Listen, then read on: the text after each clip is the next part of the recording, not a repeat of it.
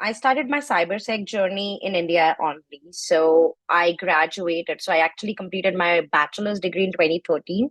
And after that, I was offered a couple of IT positions where I felt, to be honest, very stuck because Really? I wanted to do I wanted to do something which is impactful. That's what my Mm, personality is. Even if I'm impacting a small set of individuals or small audience or a small population, that's fine. But I always wanted to use my knowledge in a way that I should be impactful. And at that mm, point, I was being offered testing positions, like IT testing positions, and I was not okay. convinced with that because when I used to open internet at that point in 2013, I was like, the world is racing. People are already in testing. People are already in development.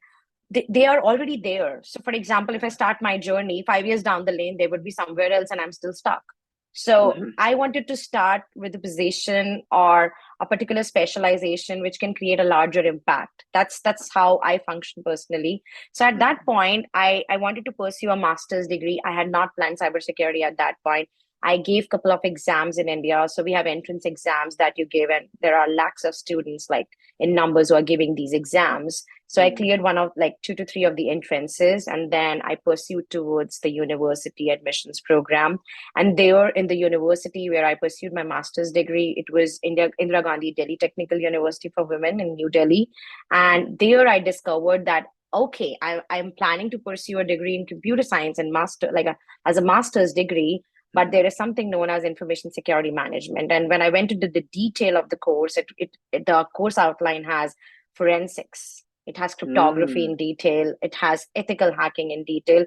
And I love doing that. So I remember at that point, I could recall that when I had cryptography in one of my semesters in my bachelor's, I loved it. I was so passionate about it that after that semester, when the course was completed, I wanted something like that in the upcoming semester, but it wasn't okay. there. So that curiosity in me, I'm also like a very curious person, like digging down things, understanding things. So I'm kind of a person who love mysteries, and forensics Mhm. and ethical hacking Yeah. was like that. So I immediately switched at the time of admission, and I was like, I am going to take admission in this particular course. And when Okay. I came back home, my parents and friends at that point, like, people might have heard about cyber roles in the company, but not as a domain, not as an education degree. Like, Yeah. there were very few colleges at that point who were offering that degree. And my Hmm. family and friends were like, what did you do? You made a wrong decision. And in all of my 2 years, to be honest, I still remember every day because I enjoyed every day. There was so many practical Wow. things to do in terms of hacking and forensics that I loved. Like, 2 years just passed by. I did a couple of certifications as well. But in those 2 years, my father was always like, will you get a job after this course? Like, I really suspect, Hmm. like, I don't know what you're doing. But the hardest part was to get the first job. So when I started applying in the job market, there were very less positions who are like where the organizations, like the employers, they were not taking freshers, like somebody Hmm. who is new to cyber. The getting that very first cybersecurity position was very hard. So we were a batch of 30 students at that point, and all women. And out of 30, I guess like literally five or six of us, we got the first job, and rest of Hmm. them had to either settle for any IT roles, like not cyber specific roles. So they took Okay. up like software engineering roles or any Yeah. kind of other roles, but not exactly cybersecurity. And there were like five of us who were like very adamant. We have to start with cyber only. We have spent 2 years. We have spent our time and energy in certification, and we're passionate about it. That's why we took the degree. Yeah. So getting the very first job, it happened after nearly a lot of rejections. So at Hmm. that point, I used to call companies. I used to like talk to my university, like bring certain companies. We are certified, and they used to be like, they're Hmm. not ready to hire you. They are not ready to hire somebody from the university for cyber specific roles.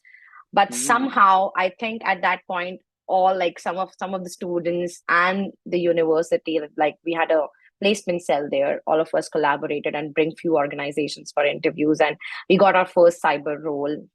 And it was the first role. We were very excited, but the pay was very less. So Hmm. at a Okay. different level, we had a disappointment, like we are being paid very less.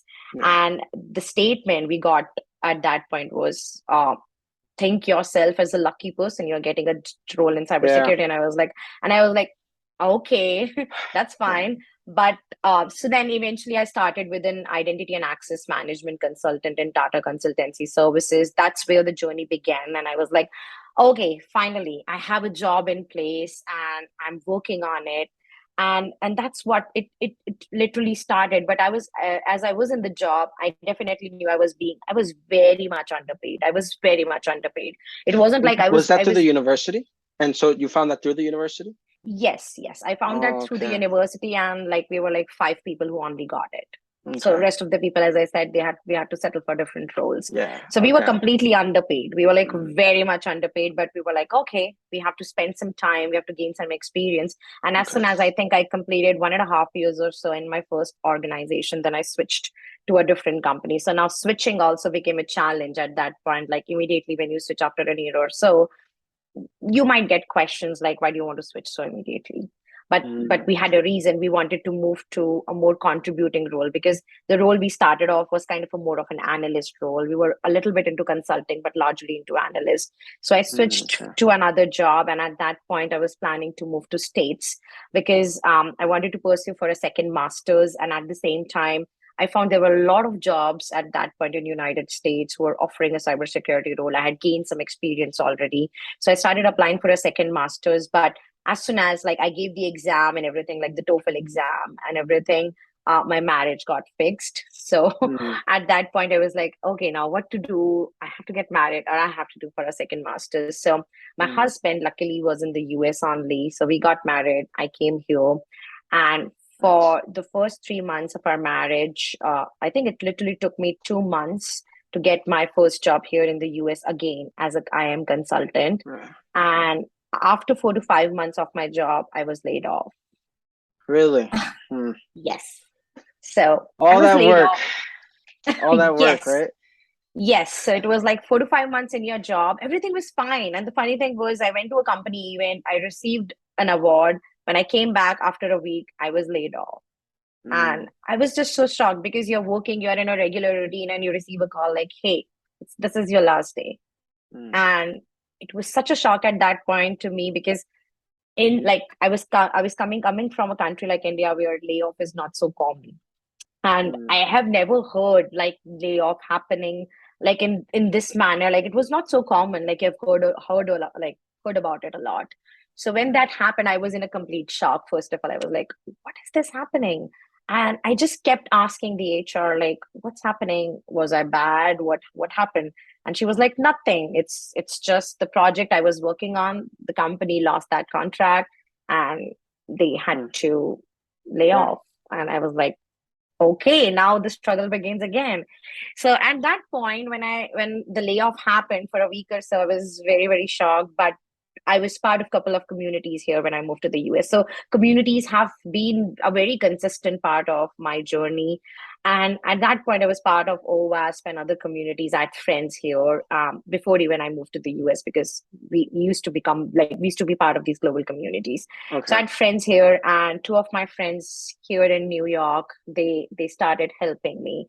So I started going to events in the city which were taking place. So there was this one event from ISC Square where I went, and there were a couple of other events. We had some meet and greets, and I was like, okay, I just can't sit at home and Mm-hmm. only apply for jobs. I might have to go out and meet people. And it was late 2019 and early 2020, just before the Mm, COVID. okay.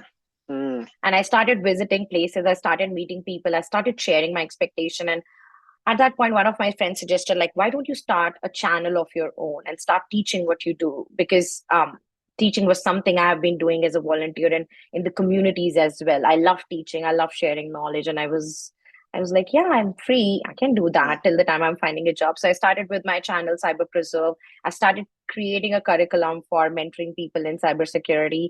And as soon as I was doing this, I started to love teaching. And then I Mm, realized, like, okay, that this is something way back in school I used to love to do.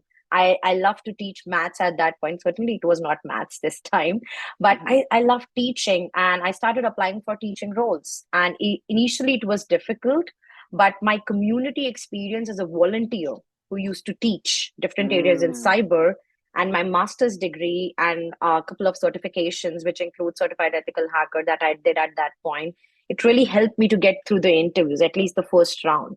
So Okay. academies, there are a couple of 2 to 3 academies here in New York where I give my interviews. They actually considered me. And interestingly, at that point, Flatiron School, which was my last job, I went there to as a volunteer to teach students of their software engineering boot camp a lesson on cybersecurity. They liked it, it went well, and immediately after a week, they had a job. And I applied for it. I gave the HR reference, like, you know what? I have been to the office before. I came last week for this session, and she was like, oh, yeah. And then the process started. I gave a couple of interviews. I gave a test teach exam. I already had knowledge on different areas through my master's program because I was actually taught all the 8 domains in 2 years. I literally completed 13 courses. So that helped, and through that, I got my first teaching job as a lead instructor. And it had to start with network and application at that point. COVID happened. The company had to restaff things. And one day I got a call before my joining that, you know what, we had to restaff things. And you are now going to teach SIM and threat hunting. And I was like, what? And they were like, yes. And I had got job after such a long hardship, and COVID has also hit. So I had to do this job. Yeah. I cannot leave this job. And they told me, like, you know what, you have like this 6 weeks time and you have your first class in 6 weeks. And I was like, SIM, which was security information and event management and threat hunting. I've never taught before. I have read about it, but it was like a altogether new world which came in front of me, and I had to take that challenge because when COVID hit, a lot of businesses were impacted. People were already losing jobs. So I took that challenge. I literally remember in the first 6 weeks, I was the only member in my team. I started off their boot camp for cybersecurity, and I was like, okay, there's no one. I have to do it on my own. So the first week was again full in shock. I was like, this is the curriculum. I have to teach a tool. Yeah. I have wow. I have to teach threat hunting, and I have students coming. So I have to be accurate. I have to be precise in what I'm teaching. And those 6 weeks, I was like working, I remember 16 hours. I was working the day because students had already joined. They were in some of their self-paced courses. And my course, which was a teaching course, was coming in 6 weeks. So I was meeting students, handling their doubts. And at the same time, like after my job, like after my regular working hours, I used to start studying because I got this pressure on me that I'm the teacher. If I teach wrong, they're learning wrong. Yeah. I cannot do that. And it was like a very great pressure I was getting in. And I ended up teaching my first cohort. And after the first cohort, I started getting that grip of SIM and threat hunting. And I eventually start loving threat hunting. So this was actually a shift which happened for me from identity and access management to SIM and threat hunting. And eventually I ended up loving it. And I eventually ended up taking my first certification in Splunk last year. Because after I completed 1.5 years in teaching, I was like, now I very well know the tool. I must take a certification. So I didn't have to literally get into the preparation stuff. I had been teaching it for a while. I took my exam and I cleared it. And I was like, wow, this now seems very surreal because literally 1.5 years ago, last year, I was like, when I started this job, I was very new. I picked it up. I learned on my own. I taught during that time. I don't know. I lost count of the cohorts I had taught. And then clearing this certification, it gave me the next level of confidence, which I hadn't when I started in 2020. And I was like, now I have come a long way. Now I know if I want to start something new, I have this experience with me when I was alone. And literally rest of my team was built after I had joined. So it was like literally for 3-4 months, I was alone. And after that, the rest of the team members joined. I used to meet them. So eventually my team ended up from one person, which was me, to literally 8 people in the team. And doing that at that point, I just couldn't realize after 1.5 years and 2 years after when I left my job, which has made me learn a lot. Not only learned a lot in terms of like how to switch, how to transition. I actually transitioned from a consultant to an instructor. I transitioned from an identity and access management consultant to a SIM and threat hunting instructor. And that paved way for my current job where I'm working. because Exabeam is an organization which specializes in SIM and is advanced threat detection. So How yeah. cool. I love how everything like sort of like, because you took a little from here, you were able to bring that there Yep. and like it married it together. And like, that's really interesting and really cool.